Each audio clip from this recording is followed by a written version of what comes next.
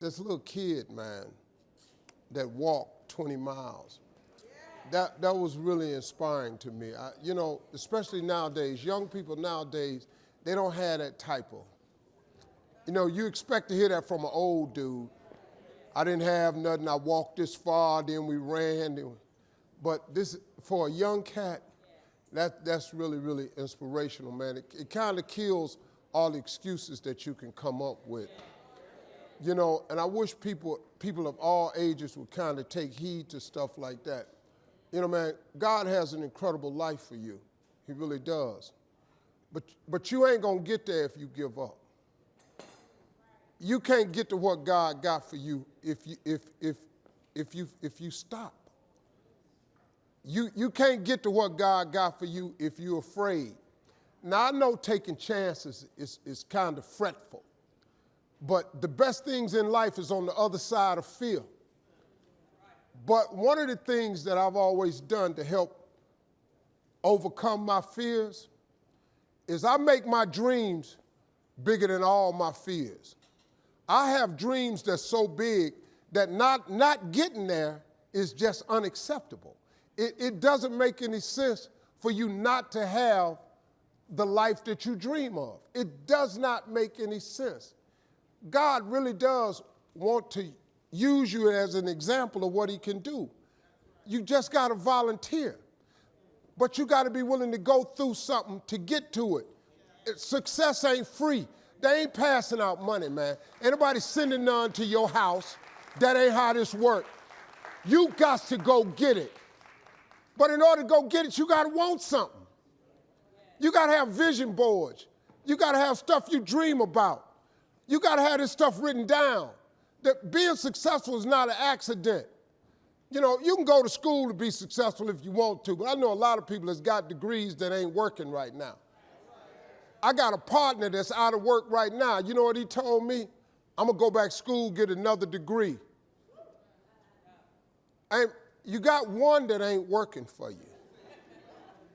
What you need with two of them. You got to find a way to become successful. Success is not necessarily tied in an education. Now, if you want to be a doctor, lawyer, scientist, we understand. You got to go to school. You got to get educated. But what about if you me, though? What happened if you me? If you ain't got no education? Education ain't in the Bible. I ain't read a scripture yet that had UCLA in it. Harvey. I ain't read one yet. It does talk about your dreams and your visions. You got to want something. Hey, man, stop thinking, man, that your life is over because you're a certain age. Who are you to determine? You know what I can't stand when I hear Christians say, well, I guess it was the Lord's will. If it was the Lord's will, I would have had some money by now. No, you can't dump that on God. God's will is that you prosper. That's his will. Now, the fact that you done made some adverse decisions to stop your prosperity train from happening, don't dump that on him. God comes to give you life and give you life more abundantly. That's what he say. Well, then the question is, where your abundant at?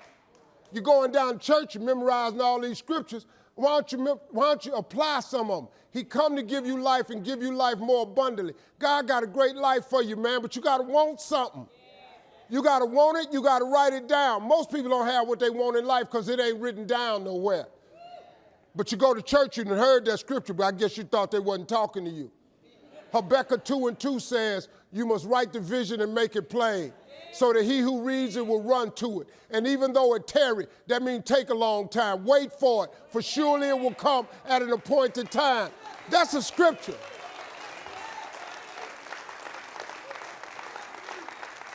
That's a scripture. Say no philosophy. This a fact. What you waiting on? Write it down. Put some faith on it. And then get ready to go to work. Sitting up in, you can believe in God all you want, but if you don't work, man, it ain't going to happen. Because he told you that, though. He said faith without works is dead. I'm just asking you, man, to try something new. If you've tried everything, it ain't worked for you. I'm just asking you, just try writing it down. Just try writing it down. Go home and read Habakkuk 2:2 and see if you don't get the feeling he's talking to you. After you write it down, I want you to put some faith on it. When you put some faith on it, I want you to work for it. I want you to believe in your heart that you will have it. How you can't have it? Explain to me how God won't give you a house. Just help me with that. I just want to talk to you for a minute. If you've never been a homeowner, why won't God give you a house? It's just a house. They're building them every day. You know how I got land? I'll tell you a quick story and let you go. You know how I got land? I was homeless. And I used to fish all the time. I wasn't fishing playing. I was fishing catching fish because I drive to a rest area because I kept charcoal in my trunk. And when I got to them little grills on the side of the rest area, I'd take my charcoal and I'd fry my fish. But I was always fishing somewhere illegally because I ain't own no lake or nothing. And I catch a string of bass, probably get 6, 7 on there. Hey, what are you doing over here? Get away, get out of here. I pull my string up. Hey, them fish don't belong to you. Let them fish go. I got to take all them fish off the hook and throw it back in the water. He didn't know, man, that I'm trying to eat, but I can't break no law, so I got to go on by my business. So first thing I said, I told God, I said, when I get me some money, I'm going to buy me a piece of land. Because I just want a piece of land where can't nobody run me off. I just want something I can stand on. This here piece belonged to me. So this how I did it. I was reading something one day, and I said, man, how much land is on earth? So I looked it up. It's a little over 36 billion acres of land on earth. A little over 36 billion acres. This is a fact. You can look it up. It's more than 36, but I rounded off 36 billion. At the time, it was between 5 and 6 billion people on earth. It's a little over 8 billion now. Back then, it was 4 to 6 billion people. So I did a little hood math. I said to myself, if it's 36 billion acres of land and it's 6 billion people, just to me, everybody ought to have 6 acres of land. If 6 billion people had 6 acres of land, that would be 36 billion. I figured, cool. So you know what I did? It was a scripture my mom used to tell me about all the time. She'd say, you have not because you ask not. So guess what I started asking for? 6 acres of land. Just wanted 6. So I messed around and got my first piece of money. I got me a check for about $115,000. So first thing I did, went to Dallas, Texas, said I'm gonna buy me some land. I found a piece of land, I thought it was perfect. Had a fishing lake at the end of it, because I love to fish. So on this little strip was this acre, had little hills in it. I said, man, this piece I'm gonna buy right here. Let me talk to somebody. I was with a real estate agent. He pulled it up. He said, I said, how much is this? He said, it's $250,000. I said, God, dog, I got $115,000. I said, man, I can't afford this. He said, well, how much you got? I said, I got about 115. He said, I don't think you're gonna be able to get it for that, but I'll make a call. So he called the guy. The guy said he would take 115 now and I could pay him the rest later. And before I did it, I said, hey man, let me ask you something. How much land is that? He said, oh, that's 6 acres. It was 6 acres. So I said, oh man, look at here. I'm gonna get this dude this 115. I'm gonna make payments on this land till I own it. And the way I did it, since I ain't had good credit, I told him, I said, I'll make payments on it, and at the end, when I owe you the last payment, if I don't have the payment, you can keep all the money and don't give me the land. He said, let's sign that up. I got ready to sign it up. The real estate agent said, Mr. Harvey, before you sign that, I want you to think about it. I want to show you something else. So he took me over to this dude's house. I never met this guy. He came outside. He's a hillbilly, because he talked. He was just country. I was a little nervous. Me and hillbillies don't really, we don't normally work that good together. His name was Jerry Campbell. Turned out to be one of the nicest men I ever met. I misjudged the man. But his kids came downstairs, and I was on Showtime at the Apollo. His kids saw me and knew who I was. I wasn't famous like I am today. So he talked to me, he said, I want to show you something. So he took me next door, and just the twang in his voice had me a little scared because, I don't want no trouble, man. I'm hood, and, I don't like all that. You say something crazy to me, I ain't really there yet. So he said, I want you to take a look at this land I got. And I go over there, and I couldn't believe it, man. It had rolling hills on it. It had 4 lakes on it. I was smoke fishing ponds. I said, man, look at this right here. I said, man, how many acres is this, man? He said, 16 acres. I said, man, I can't afford nothing like that. He said, well, hold on. I'm in a tide right now. How much you got? I said, well, I was going to do this other piece of land. I got 115 I'm going to pay now. And if you give me a year to pay out the rest of it, I could buy it from you like that. He said, tomorrow morning, if you bring me a $115,000 check, I'm going to give you this 250 acres of land. So I went, well, it's 16 acres of land, I'm sorry, for $250,000. So I got the 16 acres of land the next day. So I said, wow, that's how it worked. You have not because you ask not. I asked for 6. Soon as I was going to buy the 6, he put some grace on it. Next thing you know, I got 16 for the same money. So I got to thinking. I said, wow, you have not because you ask not. 6 billion people in the world, 36 billion acres. Everybody ought to have 6. I got 16. So I got to thinking. I got a couple partners in Cleveland that's locked up. They not getting out of prison. So I asked God, could I have a 6?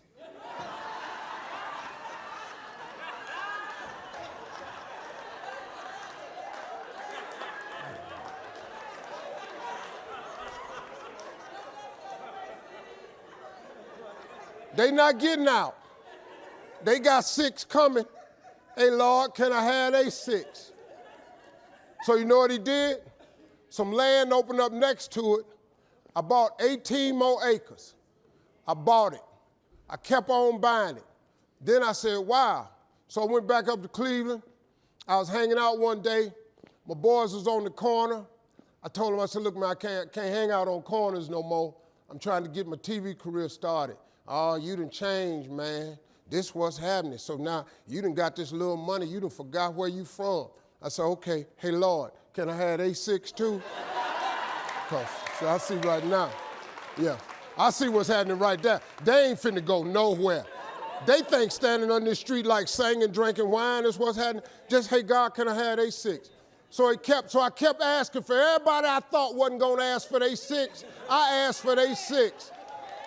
I ended up owning almost 300 acres of land in Denton County, Texas.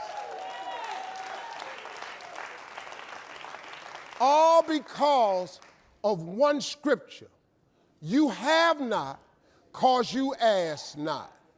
Most people ain't rich today because you ain't never asked God, could you be rich?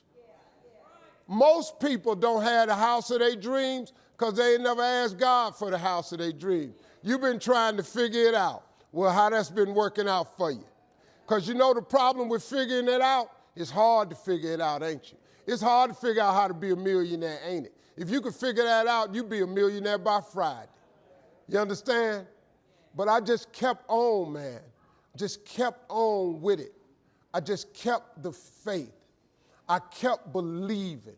I kept asking him. I kept wanting. God got great life for you, man. But you're going to have to ask for it. And when you ask for it, you're going to have to believe it. After you believe it, you got to put your work in. Now, if you don't want to do the work that it takes to be successful, this man with his success, if you knew how hard he worked, if you knew the hours he put in, the hours his daddy put in, if you knew what it really took, it's daunting. It's days, man, where you go, whoa, what is this I'm trying to do? But you got to hang in there. See, getting what you want is up to you. How you get there, that's up to God. See, the problem with you is you trying to figure out how to do something. Listen to this. The how-to ain't none of your business. The Bible don't tell you to figure nothing out. It say ask, believe, and receive. Now, see, you keep going down these churches, they keep telling you this, but you ain't listening. I'm asking you to listen. You can turn your life around if you change your attitude. You change your attitude, you change your altitude. Stop sitting in here with a life of mediocrity when that ain't what God created you for. Period. I'm telling you right now, you can go back to school, you can get another degree. You can get all the degrees you want. Mark Zuckerberg and Bill Gates don't have a degree between the two of them, but they got more degrees working for them than a thermometer. See, I hire people to do stuff I don't know how to do. See, I can't type. I can't write good. So I hire people to know how to write. I don't like numbers. All I know is what my check supposed to be. I know when I'm short. That's all I need to know. Now, all that how to do the taxes and stuff, I hire people for that. I don't like, doing a lot of things. The stuff I ain't good at, I hire. I don't like driving no more because I lived in a car. I drove everywhere. So I don't try to get somebody to drive. That's what you got to do. People, Steve, you in legal trouble. I got lawyers.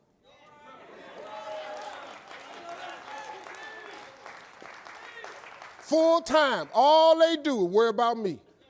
So I ain't got to worry about me. Now, you might not want this life. You might not want what it takes to get here. But if you want this life, you got to put in your work. You got to put it in. You got to stay prayerful. You got to never give up. You got to talk to God every day. Now, if that ain't what you want to do, then good luck. You keep doing what you've been doing, you're going to keep getting what you've been getting. I would try something else if I was y'all. I appreciate y'all coming. Thank y'all very much.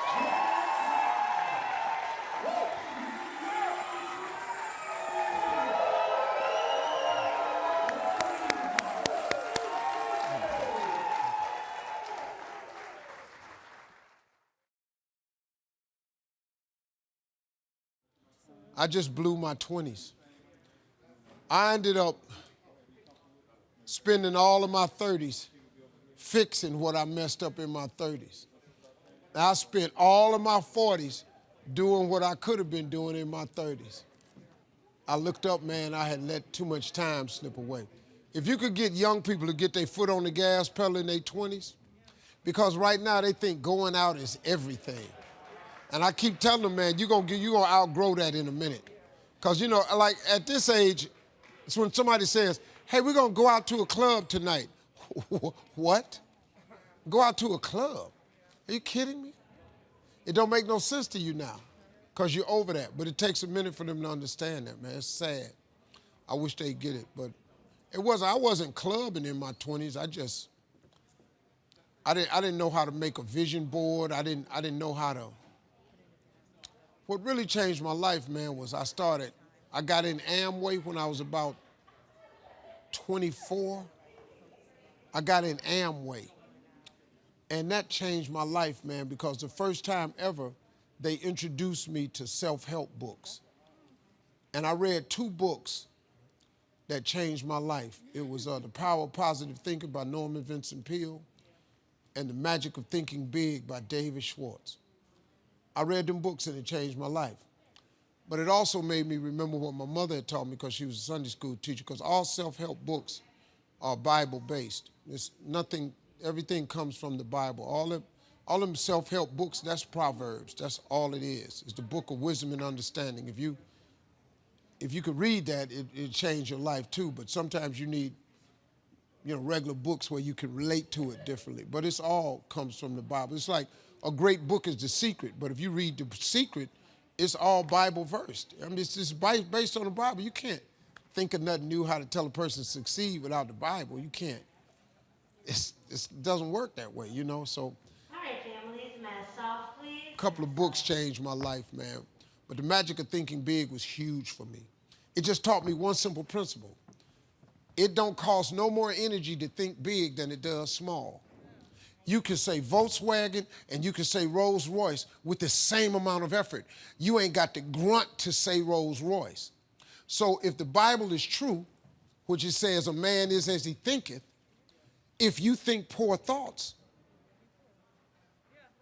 you got to be poor. The moment you change that thought into wealth or riches, you start the process to becoming wealthy or rich. It's not a magic trick. It's really how it works. People complicate it. You got to do this and you got to do that. But the Bible's pretty plain. They ain't got no loopholes in it. Really don't. It's just real simple. It say what it say. All you got to do is believe it's talking to you. That's what it is. Most people don't think that God is talking to them, that I come to give you life and give you life more abundantly. You don't think he's talking to you? He'll give you life more abundantly. He do. He really will. You ain't got to be rich to have an abundant life. Sometimes you just need to be healthy, happy. You know, you could be really happy, man, making $70,000 a year. You really, really can. You don't need a few million. I did, but you didn't need a few. It helped me a little bit. But to be honest, it didn't make me happy. It really didn't. Until you need God to be happy. So I ain't no preacher, so we got ministers in the room, so I'm just telling y'all from a hood perspective what I did to get here.